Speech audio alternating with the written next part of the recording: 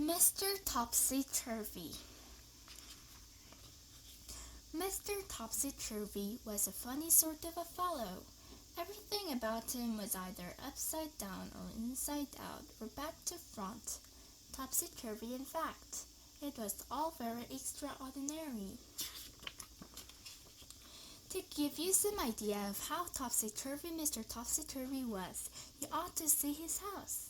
The front door is upside down to start with, and the curtains hang upside down at the windows. And just look at the chimney pot, all very extraordinary. Inside is the same. Just look at the clock standing on Mr. Topsy-Turvy's mantelpiece. Isn't that the Topsy-Turvy clock you've ever seen? And just look at the way Mr. Topsy-Turvy reads a book. Not only does he read it upside down, but he starts to read it at the back page.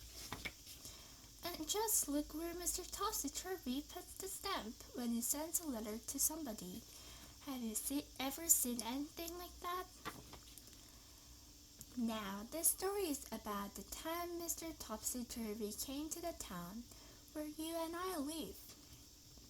Nobody is quite sure how Mr. Topsy-Turvy got there or where he came from, but he did arrive because somebody saw him getting off the train. The trouble was he did it in a topsy-turvy way and got out the wrong side and fell onto the railway line, which really isn't all that surprising, is it? When he'd picked himself up and managed to find his way out of the station, Mr. Topsy-Turvy went to a hotel to find a room to spend the night. The hotel manager tried not to smile when he saw Mr. Topsy-Turvy walk into his hotel carrying his suitcase upside down and with his topsy-turvy hat on his head. "Good afternoon, sir," he said. "Can I help you?" Now, something you didn't know about Mr. Topsy-Turvy is the way he speaks. You see, he sometimes gets things the wrong way round. "Afternoon, good," said Mr. Topsy-Turvy to the hotel manager. "I'd room alike." The manager scratched his head. "You mean you'd like a room?" he asked. "Please, yes," replied Mr. Topsy-Turvy. Eventually, the hotel manager managed to work out what Mr. Topsy-Turvy was talking about, and he was taken up in the lift to a bedroom. When Mr. Topsy-Turvy unpacked his suitcase, put on his pajamas, and went to bed. He was rather tired after traveling from wherever he'd come from. The following day, Mr. Topsy-Turvy went round the town. But what a fuss his going round the town caused. He took a taxi from the hotel, but so confused the taxi driver trying to tell him where he wanted to go, the poor man drove straight into a traffic light. "Oh dear," said Mr. Topsy-Turvy, "I am sorry very." Then he went into the big department store in the middle of the town. He walked up to one of the counters. "I'd like a socks of pairs," he said to the lady behind the counter.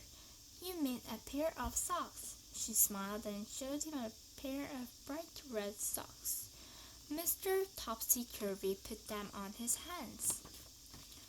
Then he tried to leave, but being Mr. Topsy-Turvy, he tried to walk down the up escalator, and all the people who were going up the escalator all fell over themselves. It was a terrible topsy-turvy jumble. The day Mr. Topsy-Turvy did all sorts of topsy-turvy things. He walked backward across the street crossing and caused an enormous traffic jam. He went to a library and put all the books upside down on the shelves and made everybody extremely cross.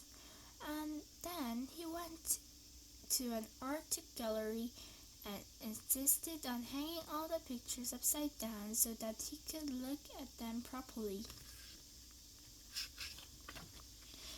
And then, after Mr. Topsy-Turvy had been in the town for just one day, he disappeared. Nobody knew how he went or where he went, but he certainly went because he wasn't there anymore. The town breathed a sign of relief. But what the town discovered, even though Mr. Topsy-Turvy had left, was that everything was still topsy-turvy. "Read all it about," shouted the newspaper sellers. Instead of shouting, "Read all about it." "News is the here," said the television newsreader. Instead of saying, "Here is the news," "Morning good," people started to say to each other when they met, and do you how, instead of how do you do. Everybody was talking topsy-turvy. Can you think of something to say that's topsy-turvy? Go on, try.